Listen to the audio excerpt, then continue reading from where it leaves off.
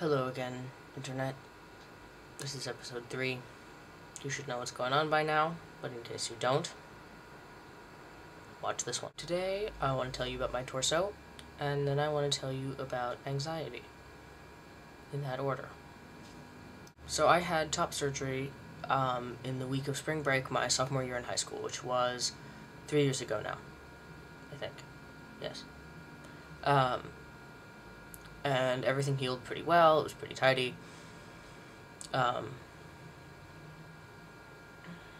And I never really put any of the, scar minimizing creams on them because I kind of like them. I kind of wanted to, have a testament to prior boob angst because I had really big boobs and then not having them was awesome. Okay, that's it for torso. Time for anxiety. I'm going away to college in a little more than a month. I'm going to UC Davis, and unless things get weird, I have to live in student housing, and that means I'm going to have a roommate. And I'm not sure how I feel about that. Not the idea of having a roommate, that doesn't bother me. It's the part where I don't know what my roommate's going to be like. And the average American man of the 18 to 25 demographic isn't super down with trans people. So I'm a little bit worried that I'm going to have one of those, scary, tranny bashing roommates. I hear there are people like that out there. And I don't want to live with one. So I'm not really sure how to deal with that because it's such an unknown. I have no idea who my roommate is. I won't know till later. I have no idea what my as-yet-still-hypothetical roommate is like. I don't know if they're fundamentalist Christian and think I'm a demon, or if they're a perfectly normal person, or if they're a perfectly normal person who's just never seen a trans person before and is going to ask all kinds of rude questions. I don't even know if they're going to know, because I was a little bit vague about it on my application. I just kind of don't know. On the whole, I'm not terrible at, one-on-one trans people educating. Well, educating by trans people for not trans people. Because I talk a lot, and talking to me, you start to learn that I'm not actually made out of evil, and it usually works out okay. But I'm afraid that there'll be a reaction prior to that. If we have a conversation about it, unless the person I'm rooming with is in fact a complete evil bastard, nothing bad will happen. It'll be fine. But if I get preempted, if we don't have a conversation about it, or if they find out in a bad situation, if there's a surprise, if the crying game thing occurs, which it wouldn't, but if that effect occurs, that's scary as an idea. And I feel like I don't know how to approach it. I often feel like there's sort of a double bind that trans people get stuck in, where if you tell people preemptively, you're guaranteed to have a weird conversation.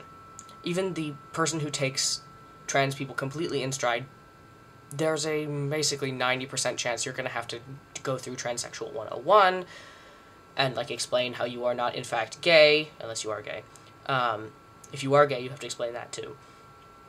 How you are actually a normal human being, and this doesn't mean that you are into some weird sex cult, necessarily, and you have to talk about your genitals, usually, and that's always exciting. And that basically has happened to me every single time I've told someone specifically on purpose that I was a transsexual. I probably could just rattle off all the questions they're going to ask. Actually, go find that Calpurnia Adams video, Bad Questions to Ask a Transsexual, and watch that, and that'll be what it's like. Then there's the other side. If you don't tell people, assuming you pass or you are gendered in the way that makes you happy, for me at least, there's always the anxiety of, if they find out, what's going to happen. Not if they find out they're going to decide I'm a woman, necessarily, But if they find out, are they going to try to kill me with a stick? Are they going to freak out? They're suddenly going to start looking at me different, and suddenly I stop being a normal human being? There's also, I mean, the gay panic defense has kind of gone away, but there's certainly still the trans panic defense. I didn't know this person was a trans person, and then suddenly they were, so I had to kill them, because I was so surprised. That's still around, and that still gets people off in court, and I don't want to be on the other end of that. There's also the choice where I hide it. Like, not like just don't mention it, but actively hide it. And that sounds scary and awful, because I would, A, freak out that it would take the, oh my god, they're gonna find out sort of lever to 11. It would probably be impossible to actually hide all the way full on perfectly. And I don't think I could do it, and I don't think I want to. Because I don't usually walk through the world with a giant sign around my neck saying, "Hello, I'm your friendly neighborhood transsexual." But I don't really hide it, in the sense that I'm not stealth. I'm not in the closet, as it were, because you can't be a transgender activist, or try to be a transgender activist, or try to make the world better for transgender people, with this sort of the way I am, which is very much from my own experience, which is very much from being a trans person. You can't do that and hide that you're a trans person. It doesn't work. So the hiding it entirely thing would be logistically a nightmare and morally wrong, I think. So I'm just going to have to see what happens.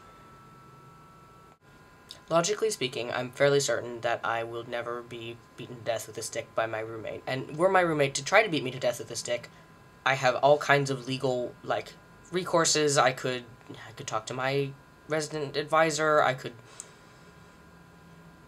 Getting help for being beaten with a stick at UC Davis would be relatively easy compared to a lot of other places. However, I do not want that to happen to me, and I don't want to... It's not a situation I want to be put into. And I won't know if I'm gonna... I won't know how to deal with the roommate question until I get to school. So that's a month and a half or so of having this big kind of thing to worry about and nothing I can do about it. This has been a relatively unexciting week and couple days in adventures in transness, as evidenced by the fact that I have time to sit around and fret about my hypothetical roommate. So I'm gonna stop fretting. Alright, see you later.